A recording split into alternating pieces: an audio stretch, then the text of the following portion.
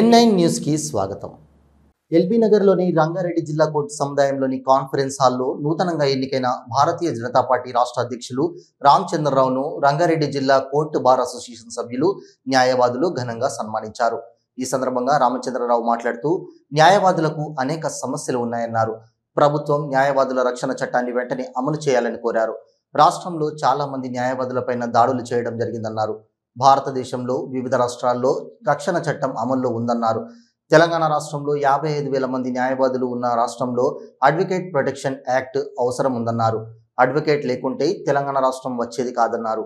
న్యాయవాదులు రాజకీయాల్లో కొత్త ఒరవడి సృష్టించాలన్నారు. ఎంతో మంది న్యాయవాదులు రాజకీయ నాయకులుగా ఉన్నారన్నారు. అడ్వకేట్లపైన సోషల్ రెస్పాన్సిబిలిటీ ఉందన్నారు Ramachandra Rao.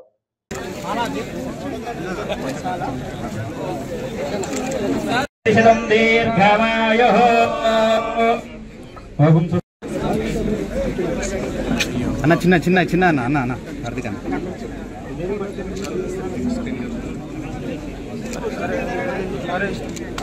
Slow slow slow sir sir okay wait okay sir sir okay కోర్టులో పెద్ద ఎత్తున న్యాయవాది సంఘము బార్ అసోసియేషను మరి ప్రతాప్ రెడ్డి గారు అధ్యక్షులు, మరి వారు ఒక కార్యదర్శి కార్తిక్, అదేవిధంగా ఇతరులందరూ కూడా చాలా పెద్ద ఎత్తున ఇక్కడ నాకు స్వాగతం పలికారు.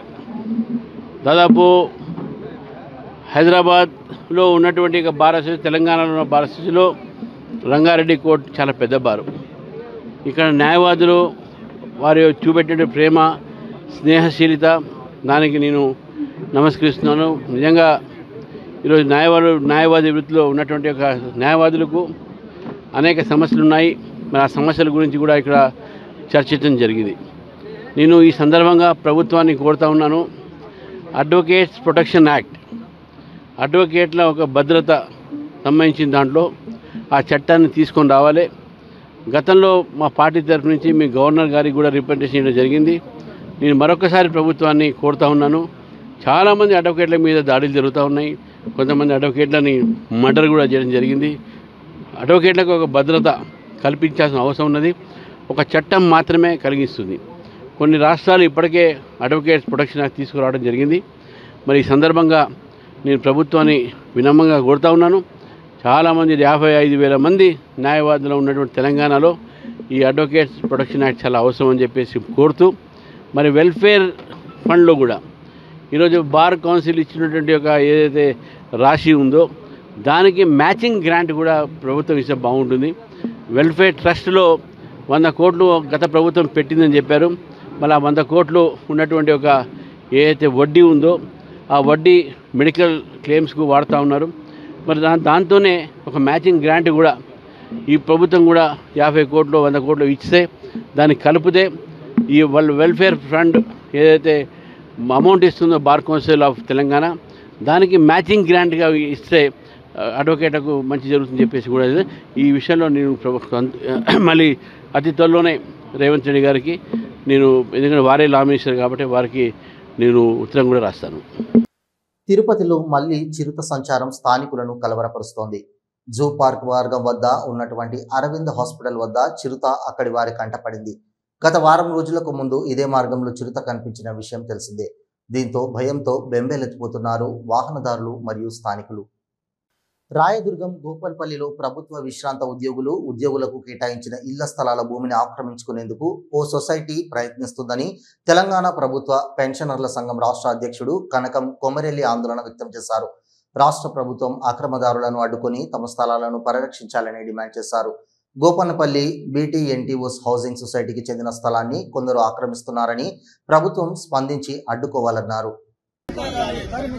వినాయక సొసైటీని తరిమి కొట్టాలి. వలన దాని మీద స్టేటస్ కో వచ్చినందువలన ఎవ్వరు కూడా ల్యాండ్ మీద ఎలాంటి అభివృద్ధి పనులు చేయకూడదు, దాంట్లో ఎలాంటి నిర్మాణాలు చేయకూడదు, ఈవెన్ గవర్నమెంట్ కూడా చేయకూడదు, మా సొసైటీ కూడా చేయకూడదు. అందుకనే మేము కోర్టుకు వెళ్లకుండా గవర్నమెంట్ ను ఒప్పించుకొని మంచి మాటతోని గవర్నమెంట్ ఫేవర్ గా వండుకుంటూ మేము మా ల్యాండ్ తెచ్చుకొని మరి మేము ఇల్లు కట్టుకోవాలనే ఆశతో ఉంటే ఈ రోజున మరి వాళ్ళు వచ్చి అంత చేసినా సరే ఇటు పోలీసు వాళ్ళు మామూలుగా మరి కంప్లైంట్ సత్యనారాయణ గౌడ్ కంప్లైంట్ ఇస్తే పోలీసు పోయి వాళ్ళని అడిగితే ఆ రంగారావు అంటే ఆయన పోలీస్ స్టేషన్ నేను వెళ్ళిపోయింది. మేము కూడా వెళ్తే రంగారావు లేడు. కానీ దీనికి అంతటి కారణం ఒకటి మీరందరూ గమనించాలి. ఒకసారి స్టేటస్ కో ఉన్న తర్వాత ల్యాండ్ తీసుకునేటప్పుడు పంచనామా చేసుకుని 189.11 acres అని తీసుకున్నారు. మరి అంతే ల్యాండ్ మాకు ఇవ్వాలి. అయితే మేము అప్పుడు లేఅవుట్ చేసినప్పుడు కూడా అదే సర్వేయరు అదే రెవెన్యూ డిపార్ట్మెంట్ వాళ్ళు కొలతలు చేసి ఆ హద్దులు చేసిన తర్వాత మేము లేఅవుట్ చేసుకున్నాం. మరి ఈ రోజు కొత్తగా మరి వాళ్ళ సర్వే నంబరు ఏ విధంగా మా ల్యాండ్లకు చొచ్చుకొని వచ్చింది, ఏ విధంగా మా 60 ఫీట్ల రోడ్డు కొట్టేసిండ్రు. దీన్ని అంతా రెవెన్యూ డిపార్ట్మెంట్ వాళ్ళు పట్టించుకోకపోవడం మాకు చాలా బాధాకరంగా ఉన్నది. ఇది అంతటికీ బాధ్యత వహించాల్సింది రెవెన్యూ డిపార్ట్మెంట్ మాత్రమే. విజ్ఞాన్ భవన్లో స్వచ్ఛ సర్వేక్షణ అవార్డులు ప్రధాన కార్యక్రమం జరిగింది. రాష్ట్రపతి ద్రౌపది ముర్ము చేతుల మీదుగా మంత్రి నారాయణ అవార్డు స్వీకరించారు. రాష్ట్రం నుంచి 5 మున్సిపల్ కార్పొరేషన్లు అవార్డులకు ఎంపిక చేశారు. విజయవాడ, తిరుపతి, గుంటూరు, జీవీఎంసీ, రాజమండ్రి కార్పొరేషన్లకు అవార్డులు దక్కాయి. ఆ కార్యక్రమానికి కేంద్ర మంత్రి మనోహర్ లాల్ హాజరయ్యారు. అవార్డుల కార్యక్రమంలో రాష్ట్ర మున్సిపల్ శాఖ అధికారులు, ఆయా కార్పొరేషన్ల అధికారులు పాల్గొన్నారు.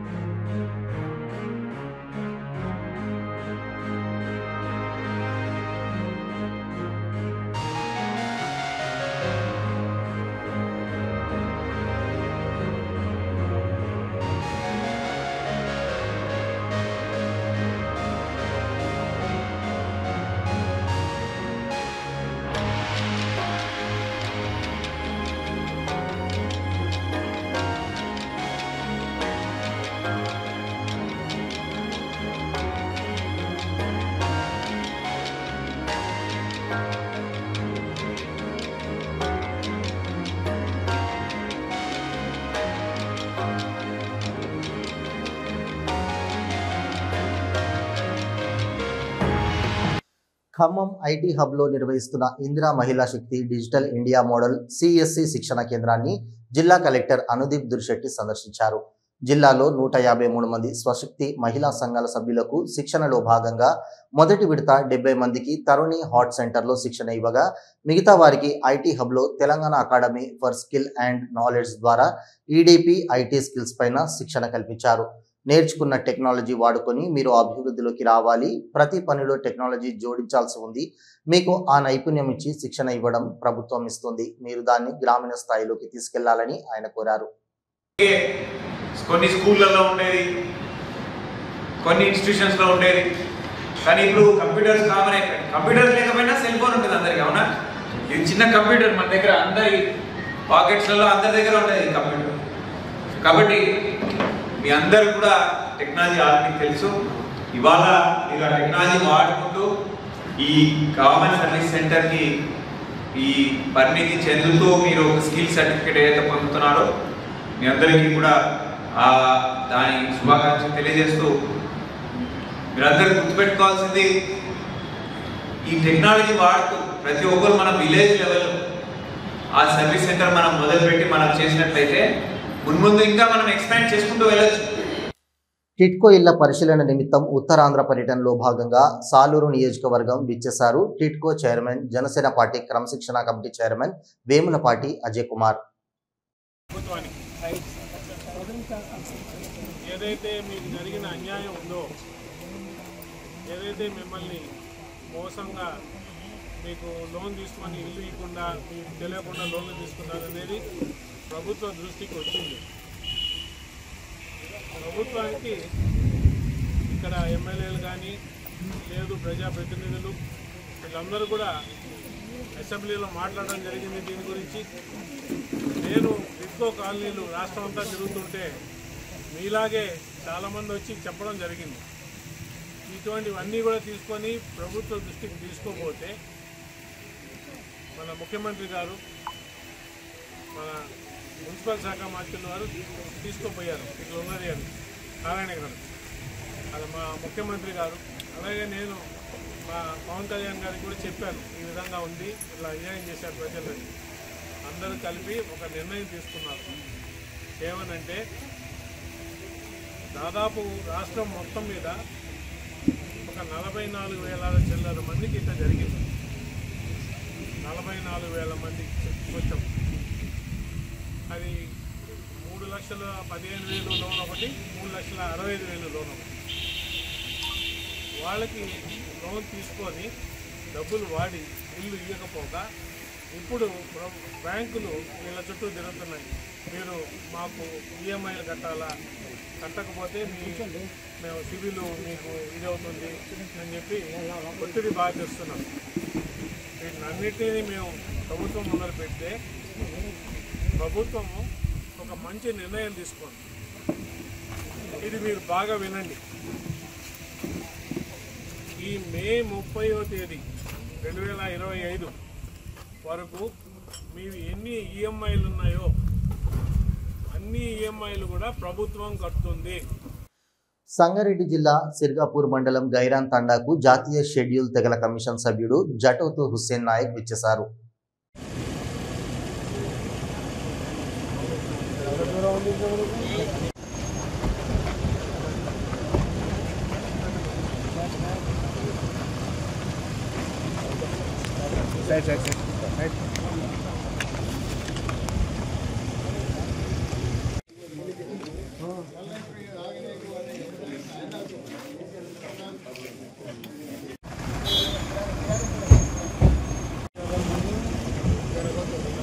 కాంగ్రెస్ పాలనలో A to Z వరకు జరుగుతున్న అవినీతిని ఎండగడుతూ హోర్డింగులు దర్శనమిచ్చాయి. కాంగ్రెస్ ముఖ్యమంత్రి రేవంత్ రెడ్డి పాలనలో అతని కుటుంబానికి, బంధువర్గానికే కాంట్రాక్టులు కేటాయించారని, వాటిపై కమిషన్లు దండుకుంటున్నారని వెలిసిన హోర్డింగులు కలకలం సృష్టిస్తున్నాయి. జూబ్లీ బస్టాప్ సమీపంలో ఈ హోర్డింగులను బీఆర్ఎస్ నాయకులు వేశారు. కాంగ్రెస్ హయాంలో జరుగుతున్న భూ కుంభకోణాలు, అక్రమ దందాలు, రైతులపై దాడులు, నకిలీ పెట్టుబడులు, అక్రమ కూల్చివేతలు తదితర అంశాలను వివరిస్తూ ఈ హోర్డింగులు వెలిశాయి. రాత్రికి రాత్రి హోర్డింగ్ వేయడంతో ప్రభుత్వ ప్రతిష్టకు భంగం కలిగించే విధంగా ఉండడంతో వెంటనే కంటోన్మెంట్ సిబ్బంది ఈ హోర్డింగ్ను తొలగించారు.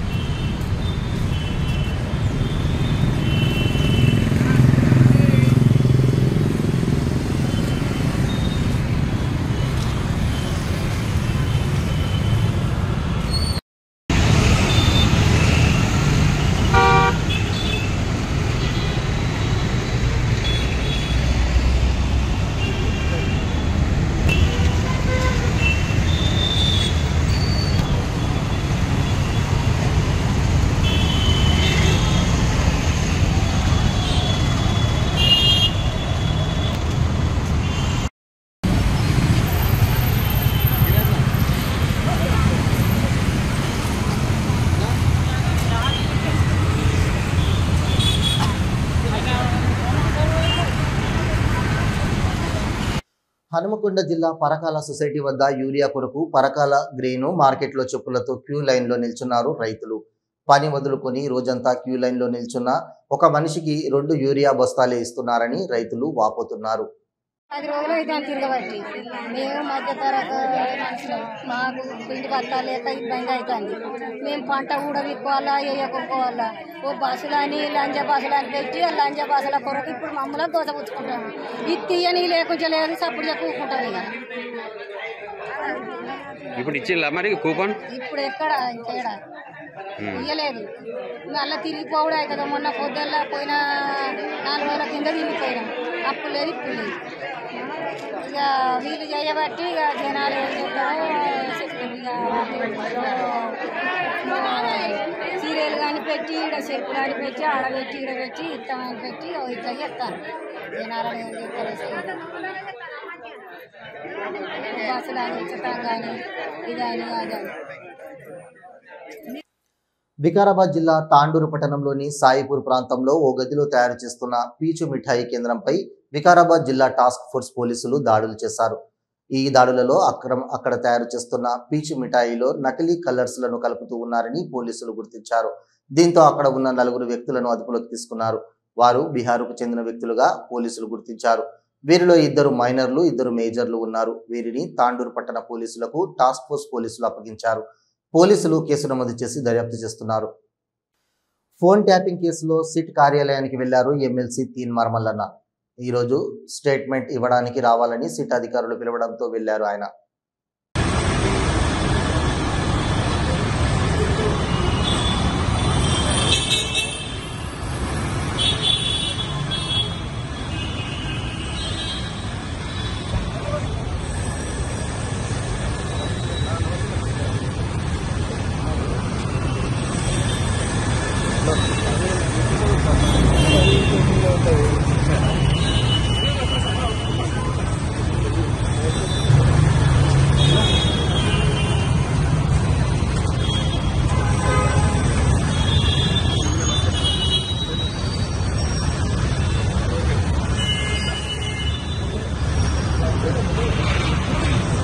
గుంట్ల చంద్రశేఖరరావు గారి సారథ్యంలో నడిచినటువంటి బీఆర్ఎస్ పార్టీ పరిపాలనలో కొన్ని వేల ఫోన్ నెంబర్లు ట్యాప్ చేయడం జరిగింది. ప్రజాస్వామ్యాన్ని పూనీ చేస్తూ మా అందరి ఫోన్లను ట్యాప్ చేస్తూ మమ్మల్ని మావోయిస్టుల సానుభూతి పరులుగా మా పేరు చెప్పి మా కాల్స్ మా డేటా అంతా రికార్డ్ చేయించి మా ఫోన్లు ట్యాప్ చేయించి అటు కేంద్ర ప్రభుత్వాన్ని ఇటు ప్రజలను ఇటు పోలీస్ వ్యవస్థని అన్నిటినీ తప్పుదో పట్టించినటువంటి కల్వకుంట్ల చంద్రశేఖరరావు గారు నా ఫోన్లను దాదాపుగా నేను ఒక ఫోన్ ట్యాప్ అవుతుందని ఇంకో నెంబర్ తీసుకుంటే ఇంకో నెంబర్ కూడా ట్యాప్ చేశాను. ఒక ఫోను 31 తారీఖు 10వ నెల 2022 నుంచి కరెక్ట్గా 30 తారీఖు 10వ నెల 2023 వరకు ఒక నెంబర్ ఏమో ఏడాది మొత్తం ట్యాప్ చేసిండు. పొన్నం ప్రభాకర్ మీ శాసనసభ్యులు కావడం మీ అదృష్టం. నిరంతరం హుస్నాబాద్ కోసమే పరితపిస్తుంటారని మంత్రి తుమ్మల నాగేశ్వరరావు కితాబిచ్చారు. గురువారం నాడు బస్వాపూర్లో మెగా ఆయిల్ ఫామ్ ప్లాంటేషన్ కార్యక్రమంలో మంత్రి మాట్లాడారు. ఎన్నికల్లో రాజకీయాల్లో అభివృద్ధి కోసం అందరినీ కలుపుకుపోతుంటారు. రైతులు ఆయిల్ ఫామ్ సాగు వైపు మొగ్గు చూపాలి. ఈరోజు మెగా ఆయిల్ ఫామ్ మొక్కలు నాటుతున్నారు. ఇందులో రేపే ఆదాయం వచ్చే అంతర పంటలు వేయాలని అన్నారు. ఆయిల్ ఫామ్ సాగుపై మా దగ్గరకు రైతులు రండి, అవగాహన పెంచుకోండి. ఖమ్మం తర్వాత అత్యధిక ఆయిల్ ఫామ్ సాగు సిద్దిపేట జిల్లాలోనే జరుగుతుందన్నారు. ప్రజాపాలన ప్రభుత్వంలో 12 లక్షల ఎకరాల ఆయిల్ ఫామ్ సాగు లక్ష్యంగా పెట్టుకున్నామన్నారు. ఆగస్టు 15వ తేదీలోపు ముఖ్యమంత్రి గారి చేత నర్మేటలో ఆయిల్ ఫామ్ ఫ్యాక్టరీ ప్రారంభిస్తామన్నారు. ఆయిల్ ఫామ్ సాగు చేస్తున్న వారికి మీ తోటకి ఫ్యాక్టరీకి ఎంత దూరం ఉందో కిలోమీటర్ ప్రతిపాదికన కిరాయి కూడా ప్రభుత్వమే ఇస్తుందన్నారు. సన్నవడ్లకి 500 బోనస్ ఇస్తున్నాం. వరికి ఏ ఇబ్బంది లేదని అనుకుంటాం, కానీ రాళ్ల వర్షం పడగానే పంట మొత్తం దెబ్బతిందన్నారు. ఆయిల్ ఫామ్ సాగుతో అలాంటి ఇబ్బందులు ఉండవని అన్నారు. బీసీ వర్గాలకి బిడ్డలకి సమన్యాయం చేసేటటువంటి బాధ్యతను తీసుకున్న మీ మంత్రి గారికి మీ అందరి తరపున, రాష్ట్ర ప్రజల తరపున, ప్రభుత్వం తరపున కూడా ప్రత్యేకంగా ధన్యవాదాలు తెలియజేస్తున్నాను. నిన్ననే బెంగళూరు పోయి సలహా మండలిలో కూడా ఆయన నొక్కి చెప్పి భారతదేశం మొత్తానికి తెలంగాణ మోడల్ కావాలి, అందరికీ అన్ని అవకాశాలు ఉండాలి, జనాభా ప్రాతిపదికన మనకు అన్ని అవకాశాలు వస్తే ఈ సమాజంలో ప్రజాస్వామ్యానికి నిజమైన అర్థం ఉంటుందని చెప్పి పోరాటం చేస్తున్న ఈ సందర్భంగా మనం చేస్తున్నాం. శ్రీవారి దర్శనార్థం తిరుమలకు వచ్చిన మాజీ మంత్రులు ఆర్కే రోజా, పెద్దిరెడ్డి రామచంద్రారెడ్డికి టీటీడీ అధికారులు స్వాగతం పలికి దర్శన ఏర్పాట్లు చేశారు. విఐపి ప్రారంభ దర్శనంలో స్వామివారిని దర్శించుకున్నారు. దర్శనానంతరం వీరికి అధికారులు ఆలయంలోని రంగనాయకుల మండపంలో వేద ఆశీర్వచనం అందించగా అధికారులు తీర్థ ప్రసాదాలు అందజేశారు.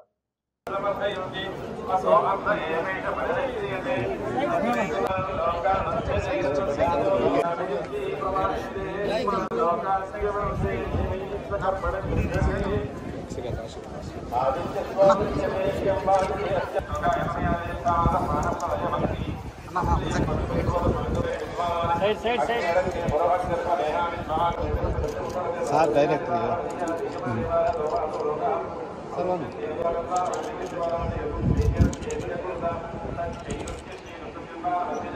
విఎంఆర్డీఏ రూపొందించిన బృహత్ ప్రణాళిక 2041పై సలహాలు సూచనల స్వీకరణకు అనూహ్య స్పందన లభించింది.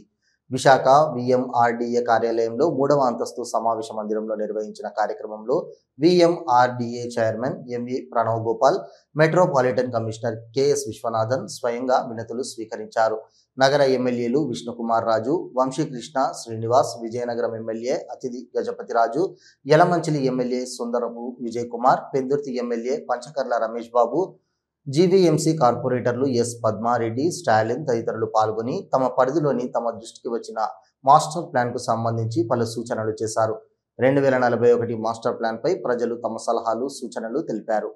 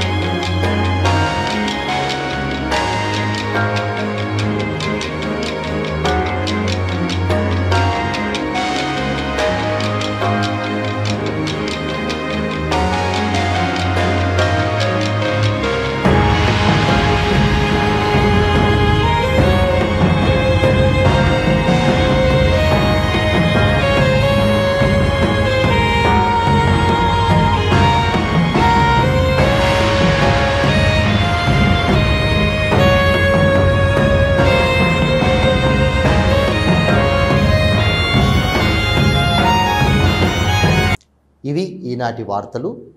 చూస్తూనే ఉండండి న్యూస్.